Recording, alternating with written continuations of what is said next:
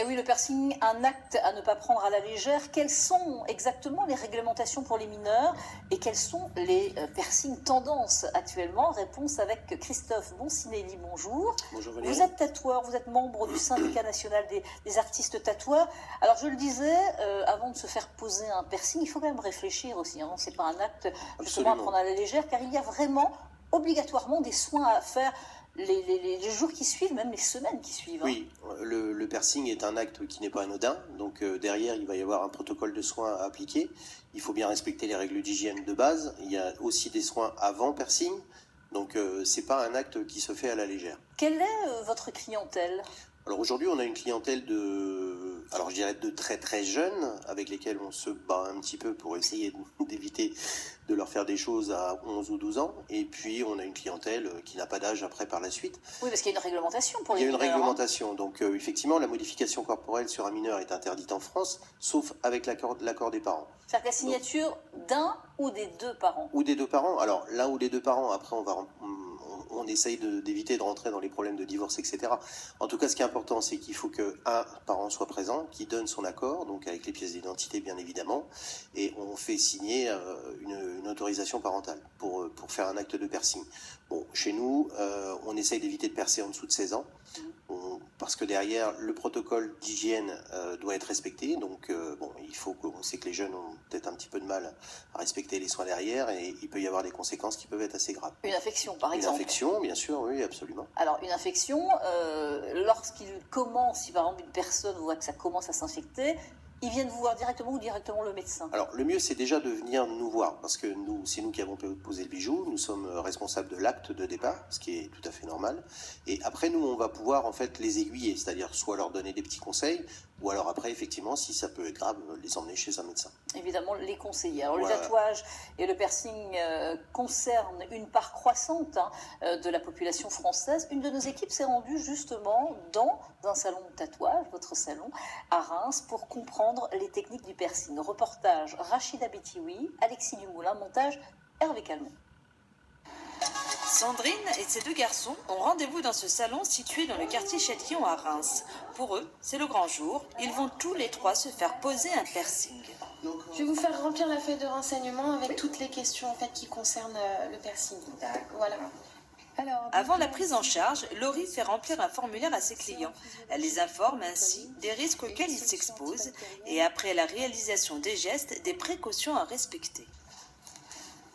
Et c'est Sandrine, la maman, qui passera en premier dans la salle à côté. Elle a demandé un piercing de surface juste à côté du tragus en fait. C'est-à-dire à ce niveau-là. En fait, on va attraper la peau comme ça, puis on va percer en surface en fait, à côté du tragus. Voilà. Ça dure combien de temps? Est-ce que c'est douloureux? Alors, à cet endroit-là, non, ça va, c'est pas douloureux parce qu'on n'est pas sur le cartilage. Et sinon, le perçage dure 2 secondes. Vas-y, assis-toi. Le temps de préparation pour l'intervention est important. Tout est fait pour maîtriser les risques infectieux. C'est très important parce qu'il faut bien nettoyer la peau avant de percer. Il faut la nettoyer, il faut la désinfecter. Donc c'est très important à partir du moment où on perce. C'est la base, en fait. Terminé? Oui, impeccable, on sent rien. Franchement, rien du tout. Hein. Franchement, très bien. Et là, vous avez pas mal du tout? Ah non, du tout. Ça chauffe un petit peu si vous voulez, mais franchement, sinon, impeccable. Voilà, madame. C'est au tour de Morgane et de Dylan de passer sur la table de Laurie. Ce sera un tragus pour l'aîné et un piercing à l'arcade sourcilière pour le cadet. Ça se profile, Morgane. Alors, c'était comment? Franchement, ça a craqué. Mais non, franchement, c'est pas mal. Sincèrement, pas mal. Laurie reçoit dans son salon un public très varié. Super. Parfait. Des jeunes de 18-20 ans qui vont venir parce que ils sont un peu rebelles et ils veulent un peu... voilà. Et après, il y a des personnes de 40-50 ans qui viennent parce qu'ils trouvent ça joli et puis que voilà, ils avaient envie de faire ça. C'est surtout purement esthétique, le piercing, généralement. C'est un bijou, c'est un bijou qu'on a en soi, en fait. C'est pas un bracelet, c'est pas une bague, c'est pas un collier, on le porte vraiment dans notre peau, quoi. C'est ce qui fait...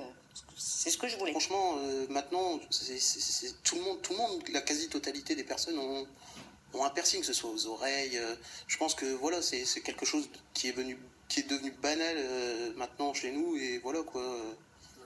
Sandrine, Morgane et Dylan devront garder ce piercing en titane stérile pendant 1 mois et demi avant d'en changer et en mettre un de leur choix. Prévoir un budget de 49 € pour la pose de ce bijou. Bon, tout le monde n'a pas de piercing, mais on en a beaucoup de plus en plus Absolument, maintenant absolument. qui ont justement des piercings. On l'a vu dans ce reportage, il y avait une feuille de renseignement justement Oui. à remplir, un formulaire, ça c'est important parce Oui. que vous posez quelles questions? Alors sur en ce fait, formulaire ce qui est important déjà au départ, c'est que bon, le métier de perceur est un métier qui est contrôlé par le ministère de la Santé sous le régime en fait d'un. Les personnes qui pratiquent ça doivent subir un stage d'hygiène et de salubrité. On va leur apprendre à faire des asepsies. On va leur apprendre à utiliser du matériel stérile.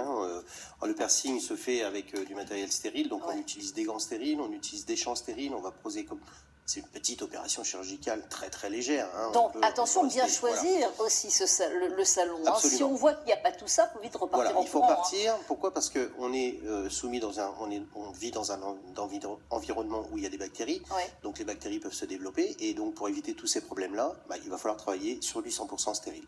Voilà, j'insiste D'accord. là-dessus. Alors les questions que vous posez sur le formulaire? Alors les questions en fait restent sur des questions qui sont responsables au client lui-même, c'est-à-dire que c'est le client qui va pouvoir nous dire s'il est capable de se faire percer. Bien sûr, on ne va pas lui poser des questions. Si quelqu'un a un grave problème de santé, il le sait et on va en discuter un petit peu à part. Par contre, ce qui est important, c'est de savoir si la personne n'est pas allergique, notamment par exemple à l'iode, puisqu'on utilise de l'iode, Ouais. au latex parce qu'on utilise des gants latex, etc. etc. Ouais. Donc voilà, c'est vraiment ça. Et cette petite fiche qu'on fait remplir aussi, il y a dessus les conseils pour les soins. Donc ça, c'est vraiment extrêmement important. Donc les gens repartent avec cette petite fiche pour faire leurs soins derrière. Donc j'ai appris aujourd'hui que je ne pourrais jamais poser un piercing, je suis allergique à l'iode. Donc voilà. Oui, alors il y a Donc, d'autres voilà. choses aussi pour faire les asepsies, Valérie. Ah oui, Si, bon. oui, bien sûr. Il n'y a Ah pas oui, que l'iode bon. qui existe. D'accord. Bien sûr, les gens Bon. qui sont allergiques à l'iode peuvent se faire percer quand même. Ok, Voilà. d'accord. Alors, il faut juste penser à une chose. Enfin, on l'a vu dans ce reportage. Ce jeune homme disait non, j'ai pas eu mal, ça a juste craqué. Oui, Oui. ça craque, donc c'est impressionnant. Mais Alors, c'est douloureux ou pas? Il y en a certains qui sont Le douloureux. tragus, le jeune homme s'est fait percer le tragus. Donc le tragus, en fait, est situé à côté du conduit auditif. Ouais. Donc c'est un cartilage, effectivement. Il a dû entendre un petit peu auprès de son oreille que ça craquait quand le cathéter passait. Mais bon, il y a des piercings qui sont assez douloureux.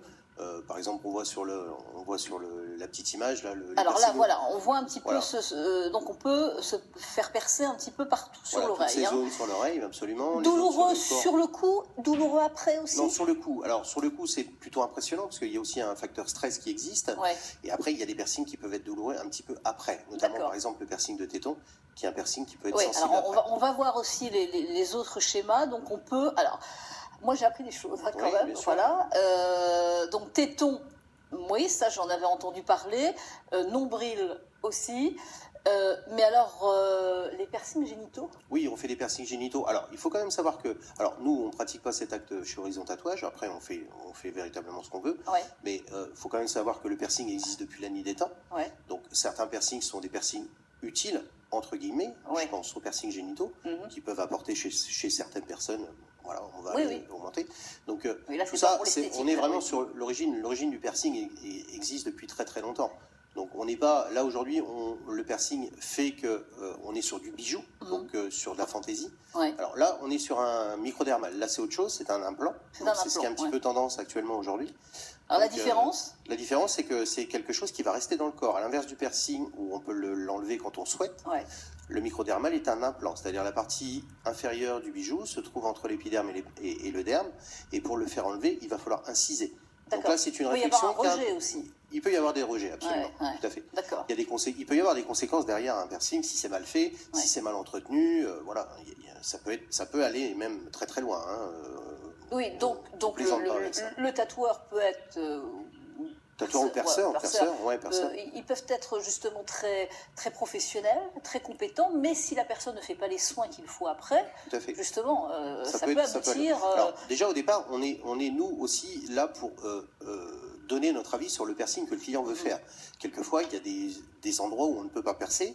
Alors là, on voit aussi justement un dessin, un schéma. Ouais, sur le visage, on peut donc pratiquement partout. Moi. Oui, tout à fait. Le piercing D'accord. se pratique pratiquement sur toutes les zones du corps. Est-ce que vous refusez à certaines personnes, vous leur dites non, là, c'est pas possible? Oui, bien sûr, Oui. absolument. Alors, soit l'âge, parce que Mhm. bon, quand c'est trop jeune, on refuse catégoriquement, soit la zone parce que ça peut être une zone qui peut être abîmée, par exemple par une cicatrice, soit on estime que la personne malheureusement ne sera pas capable d'aller derrière sur un protocole de soins important.